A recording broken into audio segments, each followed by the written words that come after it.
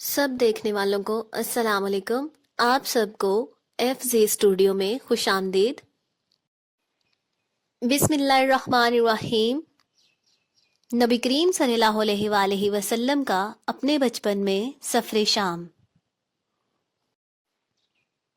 ये 583 ईस्वी का ज़माना है। नबी करीम सल्लल्लाहु अलैहि वसल्लम की उम्र 12 साल है। आप सल्लल्लाहु अलैहि वसल्लम पिछले 4 साल से अपने चचा अबू तालिब के साथ रह रहे हैं। जनाब अबू तालिब ने इन दिनों तजारत की गर्ज से मुल्क शाम जाने का इरादा किया। इस जमाना में अरब ताजर शाम के शहर बुस्रा में तजारत के लिए जाते थे। नबी करीम सल्लल्लाहु अलैहि वसल्लम जनाब अबू तालिब से इस कदर मानूस थे कि दोनों एक दूसरे के बगैर ना खाना खाते और ना ही कहीं जाते। जनाब अबू तालिब ने भतीजे को मुल्क शाम जाने का बताया तो नबी करीम सल्लल्लाहु अलैहि वसल्लम साथ जाने के लिए कहने लगे। जनाब अबू तालिब भी तो दिल से यही चाहते थे, लेकिन नबी करीम सल्लल्लाहु अलैहि वसल्लम की छोटी उम्र की वजह से इन्हें साथ नहीं ले जा रहे थे।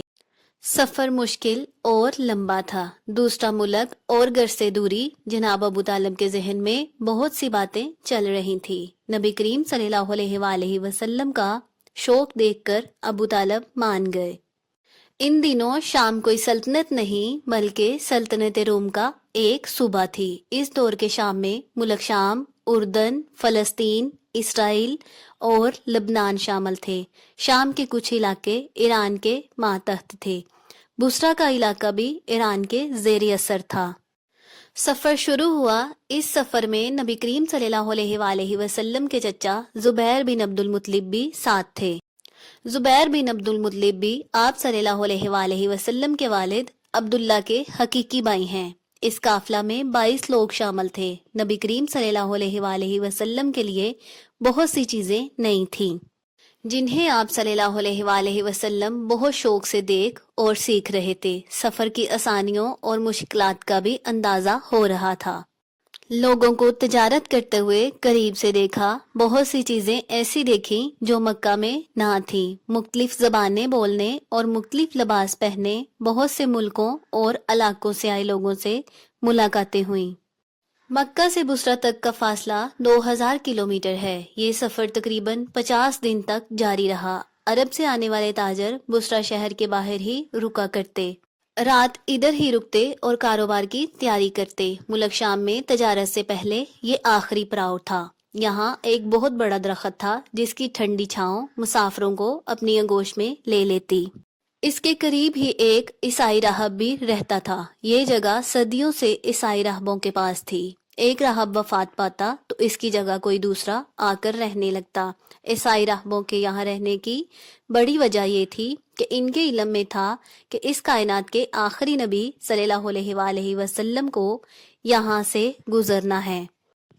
यहाँ रहने वाला राहब आने जाने वाले काफिलों को देखता रहता और आखिरी नबी का इंतजार करता। इस जमाना में यहाँ रहने वाले राहब का नाम जर्जीस था, लेकिन वो बहीरा के नाम से मशहूर था। बहीरा सरयानी जबान का लफ्ज है जिसके मायने हैं बेहद दानिशमंद और इल्म वाला। बहीरा एक मुद्दत से यहाँ रिहाइश पजीर है। इसने बेशुमार अरब काफिले यहाँ से गुजरते और ठहरते देखे। इसे यकीन था कि आखिरी नबी के आने का ज़माना करीब है। शायद वो अपनी ज़िंदगी में इनसे मिल सके।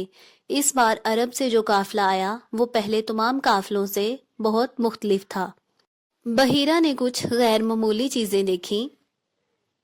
हुआ कुछ यूं कि जब काफिला इस पड़ाव की तरफ बढ़ रहा था तो बहीरा ने देखा कि बादल का एक टुकड़ा इन लोगों पर साया किए हुए है।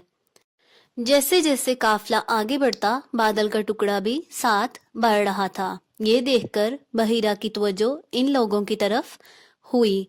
जैसे ही काफिला करीब आया तो बादल का टुकड़ा भी करीब आ गया। बहीरा ने गौर से देखा तो बादल का टुकड़ा सिर्फ एक दो लोगों पर साया किए हुए था। काफिला रुका तो बादल भी रुक गया। बहीरा एक मुद्दत से यहाँ आबाद है। इससे पहले इसने ऐसा कभी नहीं देखा। काफिला दरख्त के साए में रुका तो दरख्त की शाखें भी झुक गईं। बादल का टुकड़ा और दरख्त की झुकी हुई शाखें छांव और भी ठंडी हो गई। बहीरा ने सोच लिया कि वो इस काफिला के लोगों से मिलेगा। الہامی کتابوں میں بتائی گئی نشانیوں کو اس قافلہ کے لوگوں میں تلاش کرے گا۔ اس نے عرب تاجروں سے کہا، میں آپ لوگوں کو کھانے کی دعوت دینا چاہتا ہوں، آپ سب لوگ میرے مہمان بنیں۔ یہ بھی درخواست ہے کہ آپ کے قافلہ میں شامل تمام لوگ آئیں۔ عرب تاجر سوچ رہے تھے کہ ہم تو یہاں پہلے بھی کئی بار آ چکے ہیں، لیکن راہب نے کبھی دعوت پر نہیں بلایا۔ بحیرہ اس سے پہلے کسی عرب تاجر سے بات بھی نہیں کرتا تھا، لیکن عرب تاجر مسافر تھے، انہیں اچھا لگا اور دعوت قبول کر لی۔ تاجر کھانا کھانے بحیرہ کے پاس آئے۔ بحیرہ نے سب لوگوں سے ملاقات کی، لیکن اسے جس کی تلاش تھی وہ نظر نہ آیا۔ جن لوگوں سے بھی وہ ملا ان میں کچھ بھی غیر معمولی نہیں تھا۔ اسے حیرت ہوئی کہ ایک دن پہلے اس نے جو دیکھا وہ آج کیوں نہیں ہے۔ اسے یقین ہے کہ اس کی آنکھیں دھوکہ نہیں کھا رہیں۔ اسے یہاں رہتے ہوئے ایک عرصہ ہو گیا، پہلے کبھی ایسی غیر معمولی بات نہیں دیکھی۔ بحیرہ سوچ میں گم ہے کہ آخر وہ کون ہے جو ابھی تک مجھے نظر نہیں آیا۔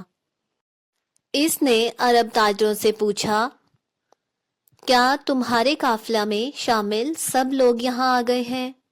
تاجر کہنے لگے، ایک بچہ بھی ہمارے ساتھ ہے جو یہاں نہیں آیا، ہم اسے اپنے سامان کے پاس چھوڑ آئے ہیں۔ بحیرہ نے خواہش ظاہر کی کہ اس بچے کو بھی میری دعوت میں لے آئیں۔ میں چاہتا ہوں کہ آپ کے قافلہ میں شامل سب لوگ میرے مہمان بنیں۔ اس کی درخواست پر آپ صلی اللہ علیہ وآلہ وسلم بھی یہاں آ گئے۔ بحیرہ کی خوشی بیان سے باہر ہے۔ وہ جس کی تلاش میں تھا، یہ تو ہو بہو وہی چہرہ ہے۔ خوبصورت چہرہ، کشادہ پیشانی، پیاری آنکھیں، چہرے پر سنجیدگی اور نور، ایسا چہرہ ہے جسے تکتے رہنے کو دل چاہتا ہے۔ معصومیت چہرے سے ظاہر ہو رہی ہے۔ بحیرہ کا مقصد پورا ہو گیا جس کے لیے اس نے دعوت کا اہتمام کیا تھا۔ اب اسے عرب تاجروں میں کوئی اور خوبصورت نظر آ رہا ہے، اور نہ ہی کوئی شناسا، نہ کوئی بڑا تاجر اور نہ ہی کوئی باروب۔ اسے تو زندگی بھر کی محنت وصول ہو گئی۔ بحیرہ راہب اپنی خوش قسمتی پر نازاں ہیں۔ اس سے پہلے کئی راہب اس ہستی کا انتظار کرتے اس دنیا سے چلے گئے۔ بحیرہ کی ساری توجہ نبی کریم صلی اللہ علیہ وآلہ وسلم کی طرف ہے۔ اس نے آپ صلی اللہ علیہ وآلہ وسلم کو اپنے پاس بٹھا لیا اور آپ کے ہاتھ اپنے ہاتھوں میں لیتے ہوئے کہا، بیٹا تمہیں لات و عزیٰ کی قسم، میں جو کچھ پوچھوں سچ بتانا۔ بحیرہ جانتا ہے کہ عرب کے لوگ لات و عزیٰ کو خدا مانتے ہیں۔ نبی کریم صلی اللہ علیہ وآلہ وسلم نے بحیرہ سے کہا، مجھے لات اور عزیٰ کی قسم نہ دیجیے، اللہ کی قسم مجھے جتنی نفرت ان بتوں سے ہے اور کسی چیز سے نہیں۔ آپ صلی اللہ علیہ وآلہ وسلم کے جواب میں ہی نبی ہونے کی نشانی موجود ہے۔ بحیرہ نے کہا، اچھا تمہیں خدا کی قسم میرے سوالوں کے جواب سچ سچ دینا۔ نبی کریم صلی اللہ علیہ وآلہ وسلم نے کہا، جی پوچھیں، میں صحیح صحیح جواب دوں گا۔ بحیرہ نے نبی کریم صلی اللہ علیہ وآلہ وسلم سے ان کی زندگی، عادات، مصروفیات، نیند، خواب، شوق کے بارے میں سوال پوچھے، کائنات اور خدا کے بارے میں بھی پوچھا۔ سوالوں کے جواب اس کی امید سے بڑھ کر تھے۔ وہ نبی کریم صلی اللہ علیہ وآلہ وسلم کی ذہانت اور سنجیدگی سے بہت متاثر ہوا۔ وہ اس خوبصورت شخصیت میں کھو گیا جو ابھی اپنے بچپن میں تھی۔ بحیرہ کے خیال میں جب نبی ہونے کی نشانیاں پوری ہو گئیں تو اس نے نبی کریم صلی اللہ علیہ وآلہ وسلم سے کہا، میں آپ کے کندھے دیکھنا چاہتا ہوں۔ بحیرہ نے جب نبی کریم صلی اللہ علیہ وآلہ وسلم کے کندھوں کے درمیان نبوت کی نشانی دیکھی تو جناب ابو طالب سے پوچھا، اس بچے سے آپ کا کیا رشتہ ہے؟ جناب ابو طالب نے کہا، یہ میرا بیٹا ہے صلی اللہ علیہ وآلہ وسلم۔ بحیرہ کی تسلی نہ ہوئی اور اس نے کہا، میرا علم تو مجھے کچھ اور بتاتا ہے۔ جناب ابو طالب نے بحیرہ سے پوچھا، تمہارا علم تمہیں کیا بتاتا ہے؟ بحیرہ نے جواب دیا، اس بچے کو یتیم ہونا چاہیے۔ حضرت ابو طالب نے جواب دیا کہ تم ٹھیک کہتے ہو، یہ میرا بھتیجا ہے اور میرا بھائی وفات پا چکا ہے۔ اس نے فوراً پوچھا تمہارے بھائی کی وفات کب ہوئی؟ جناب ابو طالب کہنے لگے میرا بھائی اپنے بیٹے کے پیدا ہونے سے پہلے ہی فوت ہو گیا تھا۔ بحیرہ کی آنکھوں کی چمک بڑھ گئی۔ اس نے نبی کریم صلی اللہ علیہ وآلہ وسلم کا ماتھا چوم کر ابو طالب سے کہا میں نے جو نشانیاں اور خوبیاں آپ کے بھتیجے میں دیکھی ہیں وہ اس کائنات کے آخری نبی کی نشانیاں ہیں۔ میرا مشورہ ہے کہ آپ اسے جلد سے جلد مکہ واپس لے جائیں، ایسا نہ ہو کہ جو میں نے دیکھا ہے وہ یہودی بھی دیکھ لیں اور نقصان پہنچانے کی کوشش کریں۔ جناب ابو طالب نے وہاں جلدی اپنے کام مکمل کیے اور نبی کریم صلی اللہ علیہ وآلہ وسلم کو بحفاظت لے کر مکہ لوٹ آئے۔ صلی اللہ علیہ وآلہ وسلم۔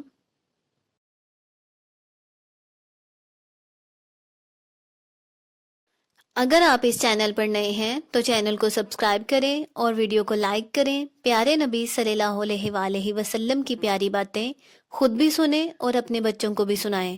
اپنا بہت سارا خیال رکھیں، مجھے بھی اپنی دعاؤں میں یاد رکھیں۔ اب ملتے ہیں اگلی ویڈیو میں، تب تک کے لیے اللہ حافظ۔